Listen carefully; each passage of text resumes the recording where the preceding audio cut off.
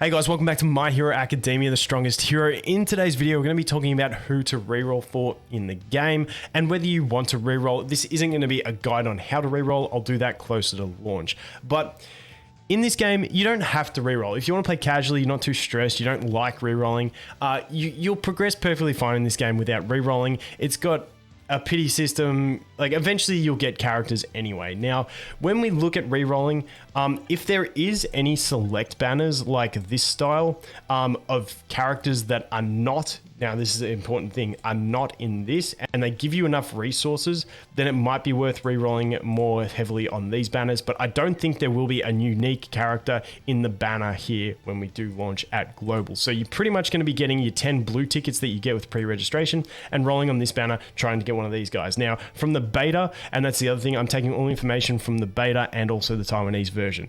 On the beta, you had a 1.2% drop chance on these, so Global, you might have a higher chance of getting one of these on your rerolls, so it might be easier to reroll for the hero that you want.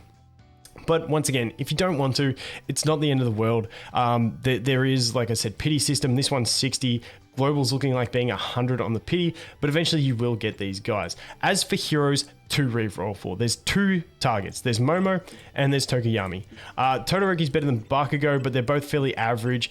Todoroki's just a little bit slow without having the re-engage factor that Tokuyami has, and Bakugo he doesn't have any good range or anything like he doesn't have the best engaging, and he's just a bit flat in my opinion. The one good thing about Bakugo is that he does have good air combos, which means they can't roll out of them. But besides that, he's fairly average. So you're going to be looking at, and this is for PvP more specifically. Now for PvE, if you want to just have a cruise, and I was tempted to do this, you can go for Tokuyami, because when he goes Dark Shadow form, which is really quick to happen in PvP it doesn't.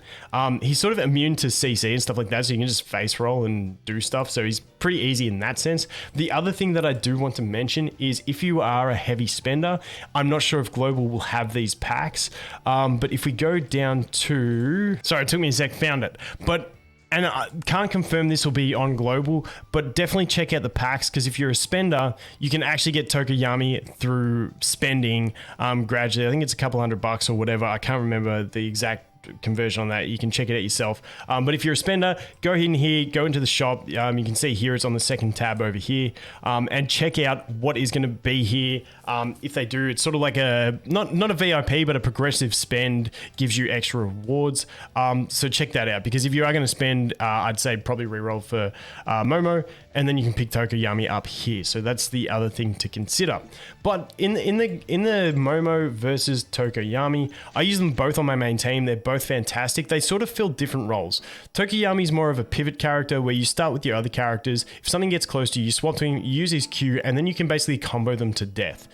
He's an absolute beast, but I don't like leaving him in all the time. Whereas Momo's that character where she's agile enough that you can leave her in as your main unit, and only sub out in needed situations. So they do fill a different role. Now for me, I'm going to be rerolling for Momo. Both of these perfectly good options, Tokuyami and Momo. I'm going to reroll for Momo because Momo with Deku and also Kirishima is actually a fairly solid combo. Plus, if the pack's there, I'll probably spend just to get the Tokuyami as well.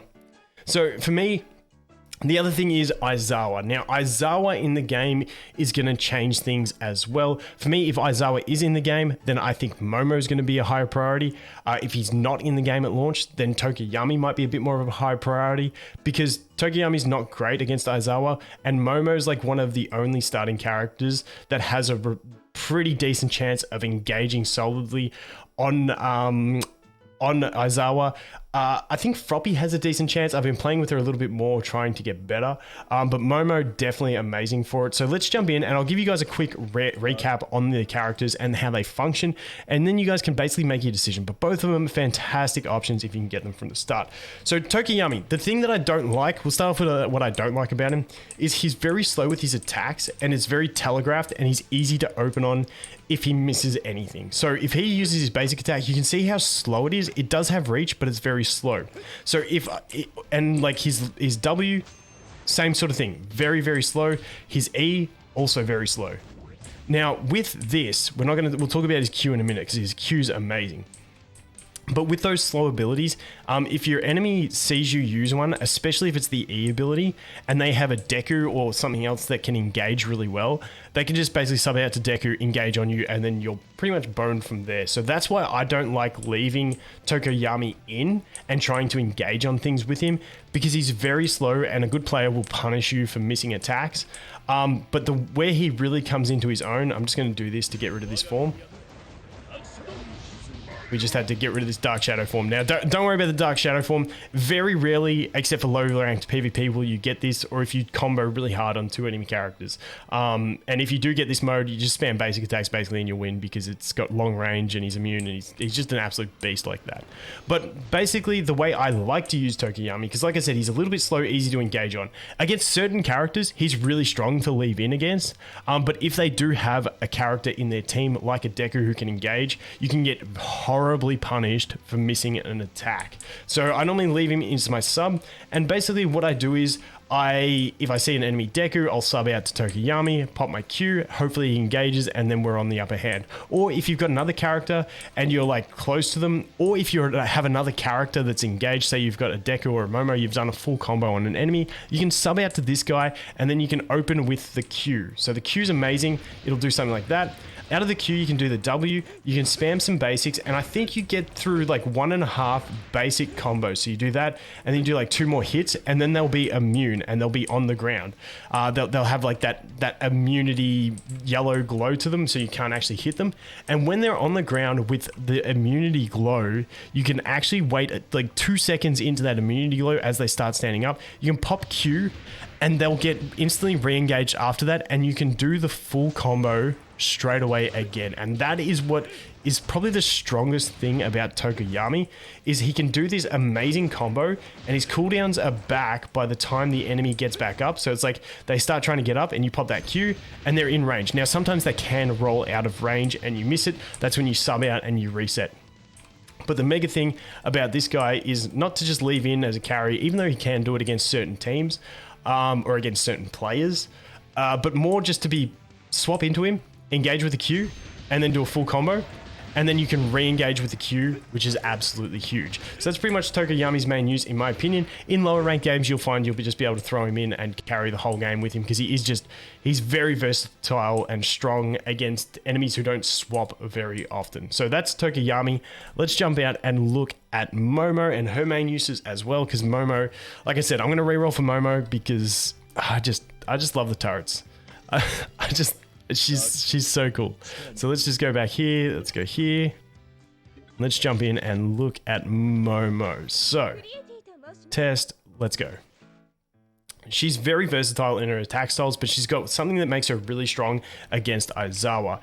And the thing about Tokoyami, the reason he's so weak against Aizawa is Aizawa can knock him out of his ability. So if he's in his Q, Aizawa can engage, immune the first hit, and knock him out of his like Q ability and stuff like that. He's just too slow for Aizawa. Whereas Momo in an Aizawa meta, her basic attack with the spear, so you always start off with a spear, is almost a lunge and a dodge at the same time. So against an Aizawa who has a teleport behind you, you can start with a spear, basic attack, and it actually gets him out of range and you can avoid him. And then you just go into like this weird dodge, basic spam, and you can actually engage on Aizawas. And this works against a lot of other characters as well. The other thing you can do is if you do double basic, that second swipe that she does, she actually turns to face wherever the enemy is when she does that. I just can't demonstrate it here because she's auto-targeting. So the enemy dodges. That second swipe, she'll even turn right around. So if they dodge past you, she'll turn around and get that second swipe and still connect with it, which is really strong. But it does have the nice range. It's got a great attack speed on it as well, which is fantastic. And basically, once you do engage on an enemy, so you just basically spam like this, it's a really frustrating playstyle for enemies to play against. And then once you engage, you can just do basically full combos into this. You can actually get a full double combo where you re-engage here and do that with the spear as well. And then you can drop a turret.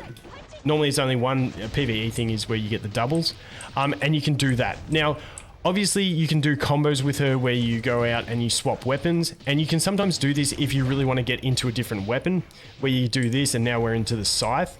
The thing about her is she's got the 3 weapons, the spear, the scythe, and the shield. Spear, fantastic, just general use, versatile weapon. This Scythe is good against things I've found personally. I can bring it in against something like who won't be in the game, but Stain, because this has such a high attack speed, it competes with Stain's attack speed. And then you have the shield, which has good penetration strength, which means like if you're attacking an All Might or something that's using his basic attack, you can actually win the flinch battle using this shield against something like an All Might. So there is that as well. So she has got the versatility, but the general way to play her is, in my opinion, just the spear generates a lot of lipids, which is her energy bar, and allows her to build a bunch of turrets. And what you want to do with her is engage, and if you can start building turrets, they have a 10% chance to flinch the enemy per bullet, which can give you a very, very big upper hand. Like if they engage on you and then get hit and flinched, it allows you the opportunity to turn the tables and re-engage on them. Really nice, plus they have range and all that good stuff. The other thing about Momo, similar to the re-engage ability that Tokuyami has, she can actually re-engage on an enemy where you can do that knockdown, you can drop a turret, and then you can run back.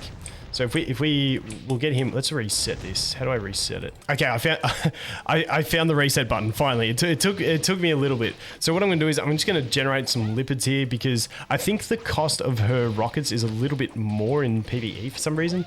I can't remember, but basically what you're gonna end up doing is you're gonna have Momo.